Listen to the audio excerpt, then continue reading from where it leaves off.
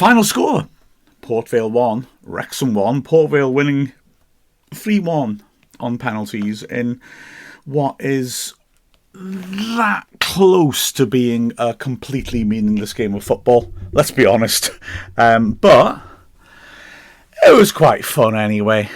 And I reckon the most meaningless game I've ever commentated on was the last day of the 2016-17 season at Eastleigh, the battle for 13th place, which Andy Parkinson and I commentated on, and that was one of our favourite ever commentaries, to be honest, and sometimes these games can be unsurprisingly pleasing.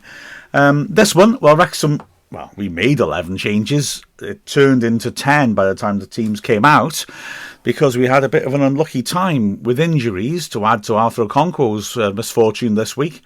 Will Boyle was supposed to be captain, and he pulled his calf in the warm-up, apparently in the last run of the warm-up, and so Max Cleworth had to step up to play, and then 12 minutes in we lose Luke Bolton, who's sprinting after the ball, pulls his calf. So yeah, in that regard it was a very, very concerning run out, like I said, with very low stakes. But hey, that's life, I guess. You can't decide your own luck in things like this, can you? Anyway, the reason it was pointless was that both sides were already through to the next round. The only real significance was that if you finished top of the group, which we needed a draw to achieve, then you would be guaranteed a home tie in the next round. And we did get that draw, of course. The penalty shootout meant that we end up level on points, but we got better goal difference. So there we are. We've earned ourselves a home draw, which is the only thing you could get out of this match, really. Like I say, totally rotated team. Debut for Matty James in midfield. Debut for Josh Adam in midfield as well. And pitch time for both James and Johan Daddy Botherzon up front. Also, young players like Aaron James getting a run out. Harry Ashfield coming on at the end. Mo Farr getting a chance. Yeah, total rotation. And the first half was low-key, I would say. We looked the better side, certainly for the first half hour. We had the first opportunity. Anthony Ford, good to see him on the pitch, swinging in a corner. Mo Farr had to stretch above his man to try and get a header in. Got it on target from 6 yards out, but because he was stretching so much, he couldn't get enough direction and power on it, and it bounced straight to the keeper. The substitution then, of course, of Bolton had to happen. Seb Revan coming on, and he would make a big impact on the game, to be fair, as one of our most effective attacking players. We went close a couple of minutes after that substitution. A really good tackle in midfield by Bodvarsson.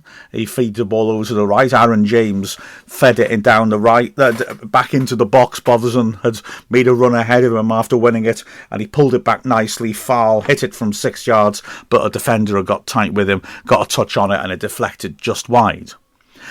The next chance was also Wrexham's around the 20th minute when the ball drops in the box. Josh Adam can't quite get his shot off. He's looking for an opening, looking for opportunity. In the end, it falls to Bodvarsson, who turns really well and hits a good shot from 15 yards. Keeper did well to get down and hold on to it. But the game was sort of drifting along. First opportunity that Port Vale had was a couple of minutes before the break, really. Benicio, who looked a very attacking right wing back, lovely skill. He's surrounded by Wrexham players pressing him, and he just surges through them and opens us up, plays it into the box. Cleworth makes a good interception, but the ball comes back to Patton, who is about to show off his excellence at striking the ball. Lovely striker of the ball, him. He makes a brilliant contact on it from about 25 yards out, but he puts it just wide of the post. He would have, as I said, a couple more efforts. He had a free kick from about 25 yards, which he put wide. Not that far wide, because he really hits it. When he hits it, it stays hit. He had one that was blocked well by Brunt in the second half. And bearing in mind the Okonkwo news, you know, as Callum Burton will now be getting a run in the team, one that I thought was particularly relevant, he hit a real strike right down the middle, right down the barrel. And you wouldn't expect Burton to let it in, but the fact that he held it pleased me. You know, it was one of those that most keepers would pat down and then take on the way back up, take the pace off it. But it was really good hands by Burton. I think he's a good technical goalkeeper. We pushed back, had a chance in the last minute of the half. Great cross from the right-hand side by Revan. Vale stretching and jumping with the centre-back Jesse Deborah, the only Port Vale first teamer from last Saturday who was starting on Tuesday. And pretty plainly, it came off Deborah last for a corner. The referee surprisingly gave the goal kick. But yeah, Vale was causing some problems, and Bodvarsson. They were both causing some issues. They were both doing well in the air. And Wrexham, I think would have been pretty satisfied with the first half performance. Half-time saw Mark Howard come on for his 50th Wrexham appearance, which was wonderful to see. Now that we know Burton wasn't injured, it was just a pre-planned idea to give them both an equal run out and some minutes under their belt. I guess that's probably driven by the fact that by then they must have known about Okonkwo, and they're thinking, well, Howard's going to be on the bench for a few league games now, so let's get them both a bit more up to speed. And we started the second half well. Another corner by Ford. Aaron James meets it, flicks it into the danger area where a defender just beat Cleworth to it and poked it behind for a corner. But it was a temporary reprieve because that next corner would lead to us taking the lead. Ford sweeping another good delivery in. He's, like I said, hits his man on a couple of occasions. Bodvarsson with a great little flick header across, and Cleworth charging in, meets it about a yard out at the far post in front of an open goal and smashes it gleefully into the roof of the net to give Wrexham the lead. I've got to say, his celebration was great. Bodvarsson's celebration was great. I tell you, he came running. Cleworth ran one side the goal. Bodvarsson's run towards the near post, he continued it and was really going nuts running towards the press box. And I just thought, God, lad, he's got the Wrexham bug, isn't he? He was delighted with his part in that goal. Now then, Port Vale struck back almost immediately. Again, it's Benicio causing issues, feeding the ball in. Patton with that powerful hit I mentioned earlier after carrying it across, really well blocked by Brunt. The ball comes out to Benicio and he rips it. Left-footed, right-sided, right wing-back, rips it with his left foot from about 25 yards out inside the far corner. Good save by Mark Howard, who gets across and pushes the ball around the post for a corner.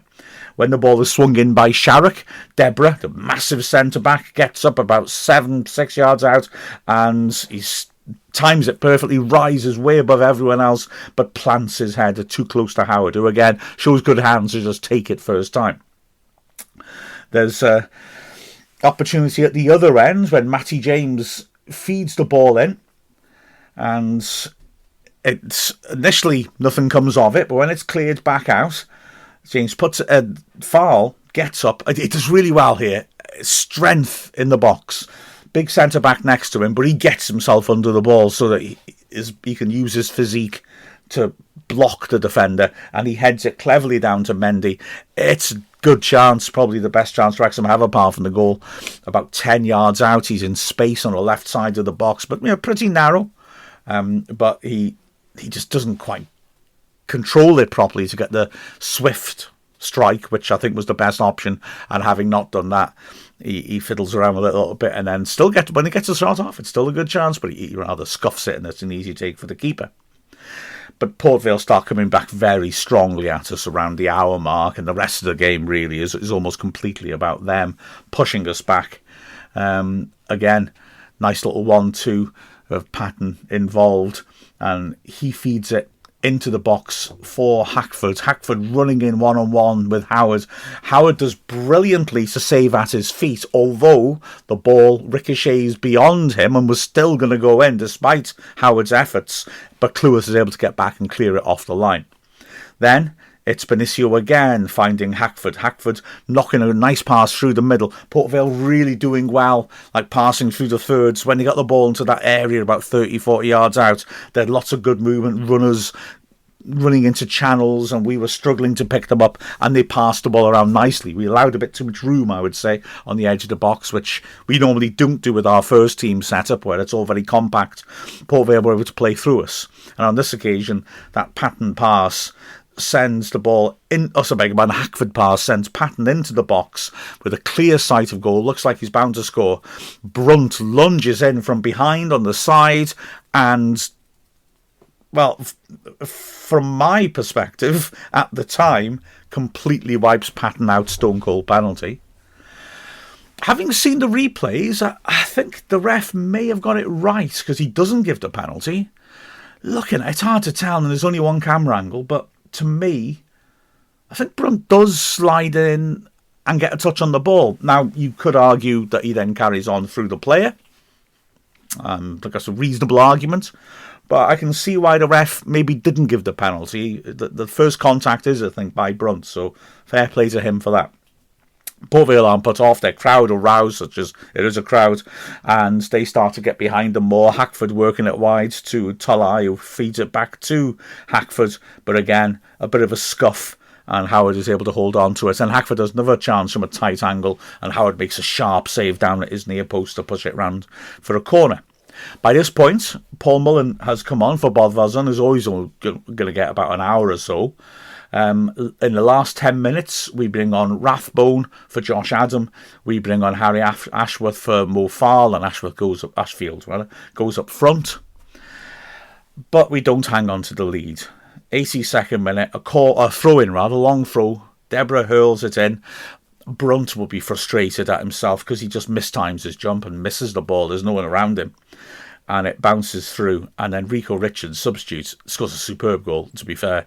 It bounces to him about 15 yards out. He's got a hugely crowded penalty area in front of him. Aaron James is marking him and is looking to get in his face. But Richards, lovely little touch just to shift the ball to the left and step back, and then he gets around it and drills a shot across Howard, who has no chance. And they draw. And of course, in this rather bizarre tournament, a draw in a group game means penalties for an extra point. And here is where it gets strange. Penalties taken at the empty end of the stadium. Only two of the stands were open. The other end of the stadium was the away end.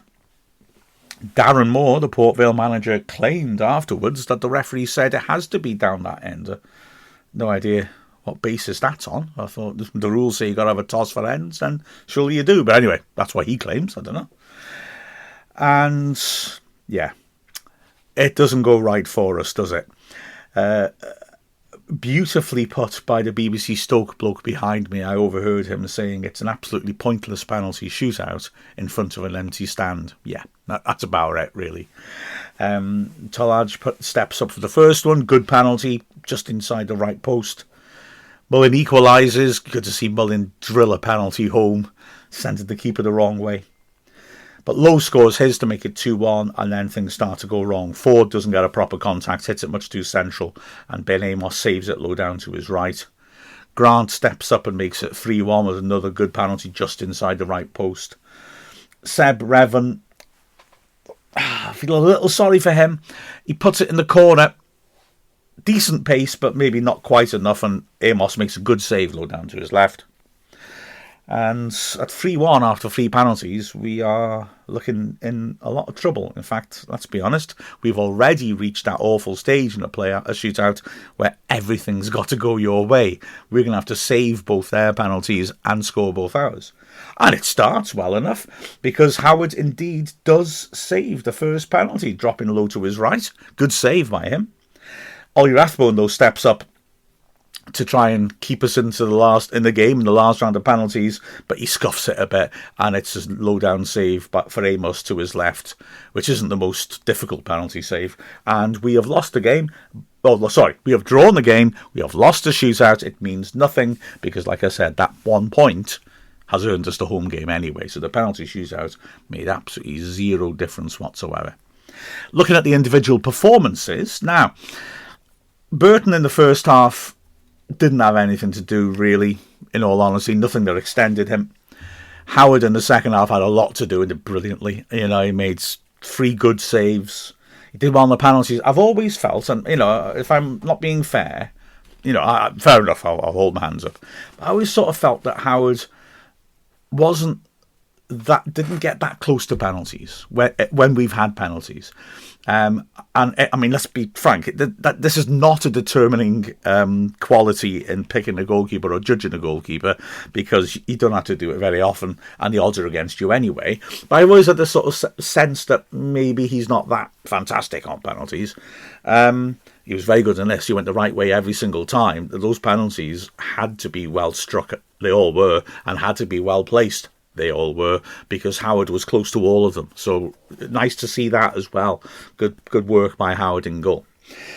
Across the back, well, Aaron James, the right-sided centre-back, I thought did really well. Defensively, he was strong. Like I said, Rico Richards beat him for the goal, but it was a great goal. It was a really great piece of play. There's no shame in that. He did well defensively. He was really forward-looking and driving down the right, and he was constantly playing these second ball hole balls over the top, which were decent and stretched Port Vale. I thought he had a really, really good game. I said in commentary, if this Aaron James, as he is now, was available to us about 3 years ago, he'd have probably been a regular for us in the back. Very impressed with him, very impressed. Brunt on the left-hand side, again, I think he's really got something. Brunt, he's got lots of really good qualities, lots of physical work at the back, dealing with the big strikers, using the ball well, and he's got enough pace to cover as well. He had a little couple of hairy moments, like with the goal, though, which he probably needs to sort of iron out a bit. But let's be honest, it's because he's not playing week in, week out. That's the reason why. And then Cleworth, my man of the match, I would say, in the middle of the three, the skipper for the night, having not originally been intended to play. He was, I mean, it's not easy to suddenly get that call like that. Well, clearly he was ready from the start. He defended very, very well, notwithstanding the fact that he scored, but I thought he did a very good job. Paul Bolton, I feel so sorry for. 12 minutes and he's off. He made 2 or 3 sprints over the top down that right-hand side into promising positions. It looked like he was going to be an influential player, and it wasn't to be, was it? Mendy was tidy in the first half. In the second half, he got forwards a bit more and was a bit more menacing. There were times when he needed to hurry up, I think. And some of his teammates were telling him that he'd get the ball, he'd dwell on it a bit too long, not just for that chance, but also for some passing opportunities. Matty James in the centre. I mean, Matty James could be a huge signing for us. A stroke of genius by Phil Parks if we can get him up and running properly. And he certainly looked very solid here. And there's a little comical moment near the end when we'd used all our subs and he clearly had really bad cramp. And he sort of hopped his way through the last 5 minutes, but he kept going and he kept being involved. And yeah, he's a really good, I think, midfield controller in the Dobson mould, holding midfield and moving the ball around. Good quality player. Josh Adam was interesting as well, our other debutant. He was lively, lots of nice little touches. Sometimes I think, again, he's young and the experienced players were pointing out, right, okay, that was the wrong decision, try and do this. Because sometimes he would do something in a decent position, but it wouldn't actually lead anywhere, really. But he's a young lad, that's fair enough. He clearly had quality on the ball, he carried the ball nicely, and he passed the ball nicely, and so he's also an intriguing option. And Anthony Ford, I thought he did really well, especially first halves, in support of Revan. They really interchanged nicely. Brought back memories of Anthony Ford and James Jones just bossing the right-hand side in the National League. Their excellent combination play. It was really good to see. The two strikers, I thought Mo Farrell was fun. He caused issues, didn't he? He looked a bit awkward. Andy Morrell in the commentary compared him to Paolo Wanchop, and it was a great comparison. He looked clumsy, he looked awkward, but was effective. He was really... a number of times he'd get himself into a bit of bother, but then his fast feet would get him out again. And he did well in the air as well. Had a couple of decent chances in the first half, which he couldn't quite take advantage of. But yeah, he looked lively. And Bodvarsson, again, I think he looks a very wise player to bring in. 66 minutes he played. He was thrilled to have got that much time and really happy with how things are going. And you can see those qualities that have made him a player at a higher level than this. He's good in the air. He's quick, runs the channels nicely. He's got good skill, brings the ball into control swiftly. So with Marriott and Fletcher out, I would expect Bodvarsson to be playing a greater and greater role as the season goes on towards Christmas. As for the substitutes who came on, well, I've talked about Howard already. Revan did really well. He was very energetic, and in our second half particularly, I would say, was our most threatening player. Maybe wasn't quite getting the crosses quite right, but he is playing on the wrong side, isn't he? He's a left back, really. But he was always looking to take people on. He was looking to link up play nicely, and he was our best outlet, I would say, certainly in the second half. I liked Harry Ashfield again. He's not the biggest lad, but he's robust. He's like a rubber ball. The big Port Vale defenders and midfielders trying to rough him up, and he was keeping his balance well, and he uses the ball intelligently, so that was great to see. Mullin didn't get that much of a chance to really get involved in the game as such, but he took that penalty very, very confidently. And Ollie Rathbone came in and didn't have a good shift off the bench. Pity for him about the penalty, but that's it was gone anyway, and frankly, who cares? It was we got our home tie. That's all that matters out of it. With the final score of Port Vale 1, Wrexham 1, Port Vale winning 3-1 on penalties. I'm Mark Griffiths from Wrexham AFC.